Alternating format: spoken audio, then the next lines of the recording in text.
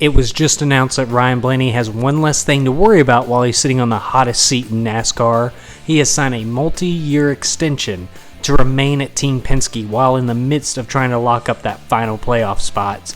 And the news, it isn't a big shock. There really was nowhere else to go, and Blaney seemed to have a very deep admiration for Roger Penske. So I definitely don't blame Blaney for resigning. However, the reason I made this video is because I personally think that this might not have been in Blaney's best long-term interest. Blaney currently sits in his NASCAR career as an above average but not superstar level driver, and I think the biggest reason Blaney isn't a superstar is probably because of the lack of wins and not necessarily a lack of talent. His 7 wins in 258 starts, it's dwarfed by the like of guys like Chase Elliott, who currently sits with 17. And Alex Bowman, who has less Cup starts and in my opinion, less talent, sits in his career with 7 wins. Even William Byron is only 3 wins away from tying Blaney. And, Blaney had a much heftier lead into his career, and I'm sure by the next year, Byron will probably reach 7 victories and maybe even surpass Ryan Blaney. And just for some context, proverbial journeymen like Ryan Newman, Jeff Burton, Casey Kane, Greg Biffle all had quite a few more wins to their credit at this stage in their career. And if you're Blaney fans, that's kind of concerning, because while all these guys had perfectly respectable careers, they were never champions. That being said, in my opinion, Blaney is more talented than many of the names I listed above. And in fact, I'd say the only name I've mentioned this whole time that is more talented is probably Chase Elliott, but I personally don't even think it's by that wide of a margin. All Blaney's career, he has been consistent enough to contend at almost every track we go to each week, but never has the car to beat.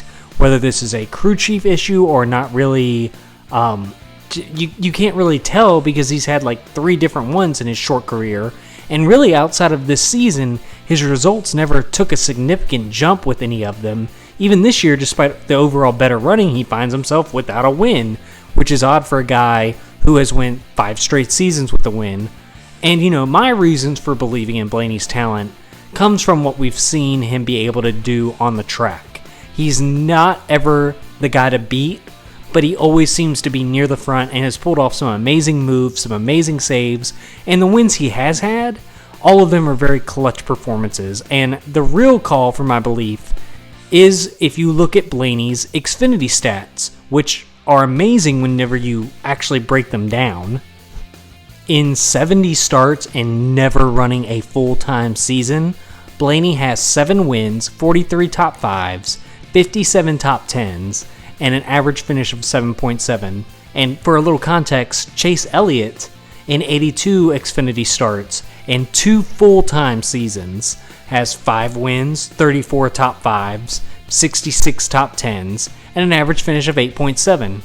And this isn't to get any Elliott fans worked up by any. I am not trying to claim these stats as fact that Blaney is better, but to me, this is the very least an indicator that they are not miles apart in talent.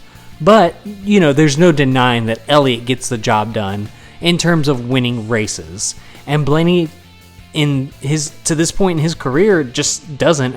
Again, why? I have no idea, because he's had good equipment, and honestly, a case could be made that he's been better than Penske headliner Joey Logano this season, and maybe even last season. It could be argued he was better than Logano and Keselowski, but again, that's for debate. My point is he's outperformed, or at least has been on the same level as 2 champions in the sport last season, and outside of Logano's 2 wins this season, I think he's been the best driver at Penske this year. But why does it not feel like he is treated the way a guy that has put up the numbers he has should be? Why does it not feel like Blaney is held up at that organization on the same level as like a Logano. And to be honest, why does it feel like he's even taken a back seat in priorities this season to his new rookie teammate Austin Cindric? I personally think that, one of the big reasons that signing with Penske might have been a mistake for Blaney is because I don't think that he is prioritized the way he should be. But I'm gonna get into that. I've got a few points to make. Number one, I want to start off with, and it's just kind of their underlying factors. These aren't necessarily about equipment or really things that people are like thinking about, but these are just my opinions on what I think could lead to Blaney not reaching his full potential. And some of these are going to be arbitrary, some of these are not, some of these you might agree with, some of them you won't. Just tell me what you think in the comments. But to start off with, I think that the Penske organization has a very strict code of conduct. One that does not allow drivers to really express themselves in the media, and one that kind of forces drivers to keep a very clean-cut look. While Blaney is far from like an eccentric personality, he has a certain style that I wouldn't classify as clean-cut, and I think it kind of hurts his branding a bit and doesn't allow for him to fully express himself and what he wants to represent. For example, he has to shave every year before the start of the season, and that's enforced by Penske. I know this isn't like a major deal, but again, Blaney is somewhat known for his gruff style and charm, and that's not really allowed to be on full display when he's having to conform to Penske standards. And really on a more like what really matters driving-wise, that I disagree with how Penske kind of does their business. Penske has a very strict guideline that prevents their drivers from being able to participate in any other racing ventures outside of the Cup Series. Not even a one-off Xfinity or truck race. We're living in a period where Kyle Larson is dominating a completely different world of motorsports. And even William Byron is running late model races any chance he gets. Driving in other series gives these drivers confidence and keeps them fresh for racing. And I think this rule by Penske is just really far behind the times.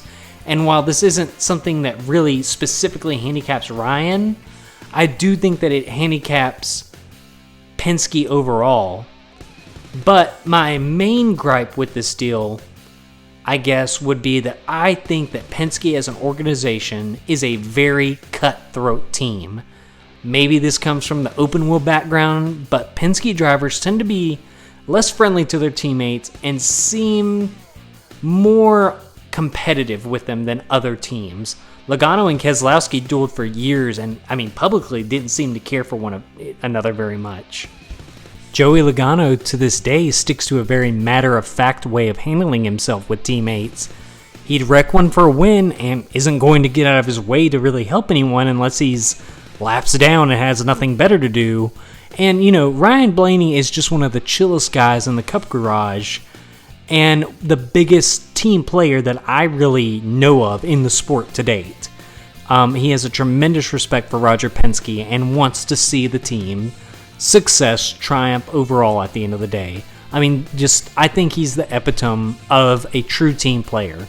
So much so that at this year's Daytona 500, he willingly relinquished the lead to his teammate Austin Cindric and allowed him to jump in front of him on the restart to better Penske's chances, and for this, he was promptly awarded a very bad block by Cindric that slammed him into the wall.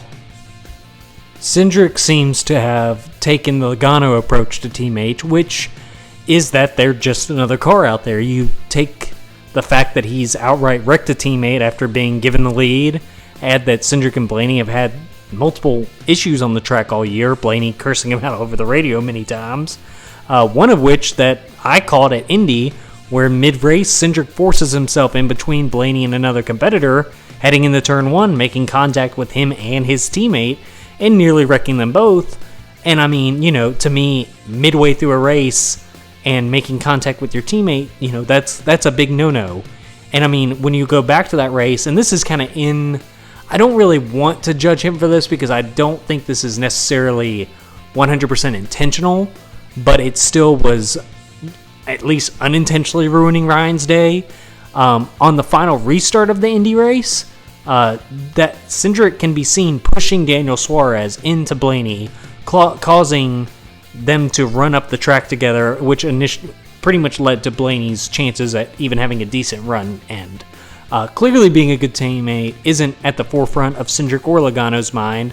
And you know what? In all honesty, I know it sounds like I'm being very hateful, but that's fine. I honestly don't see anything wrong with how they approach things. However, that isn't the type of environment where I see a guy like Blaney, who is the opposite of that, really growing into successfully long term. While no team has the perfect teammate, there are at least teams like Hendrick, Gibbs, SHR, and 2311 that you can see the camaraderie and teamwork on display more frequently. Ryan Blaney is someone who seems to prefer being a team player more so than a cutthroat driver, and there's nothing wrong with that approach either. I just don't think Penske is the place for that type of driver. Like I've stated, and this is not intended as hate towards Cindric, just facts how I see them. Despite Blaney being the elder driver and in the championship hunt, Cindric has pretty much been allowed to run all over him this year, cause many problems between the two. Any chance he gets, and nothing seems to be happening behind closed doors to stop it, and maybe that's because I'm personally looking too far into it, and if that's the case, then fair enough. But what you see on the track would indicate that there's not a lot of respect given from the rookie to somebody who's been with the organization and been very successful at the organization long term. There just seems to be a disconnect there. Blaney has also been given, the weakest pit crew, and honestly, probably the weakest crew chief in the Penske stable. And I think that it's shown on track this year. Many potential wins have been snatched from his grasp due to pit road mistakes on the crew's part or poor car setup and strategy. It seems like all year crew chief Jonathan Hassler has been playing the points game. Just get points, don't worry about wins type of strategy. And I think it's clear that it's probably going to backfire on him. Like I said in the beginning, I don't blame Blaney for sticking with Penske. I know that his options were scarce, and I use the term mistake very loosely here. It wasn't a mistake, but I don't think it was the best option for him. I think maybe a potential deal at Stewart-Haas where he'd no doubt be the lead driver and priority once Harvick stepped away, or possibly going to 2311 Racing if the rumors about Denny attempting to acquire a third charter are true. I think that while equipment-wise, he couldn't have really upgraded, per se. I think it'd be a much better environment, and instead of being third on the totem pole at Penske, he has the talent to be the number one guy on one of these teams. But hopefully, whatever the issues seem to be holding him back, I hope they get resolved. Maybe he just needed this support and stability and a contract to know what he's doing. Maybe him and the team can break through after that.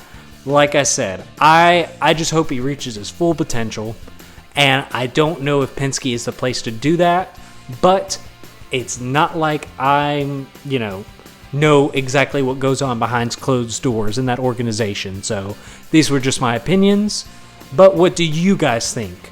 Was going back to Penske the right move for him? Tell me what you think in the comments. Please like and subscribe, and I hope you all have a great day.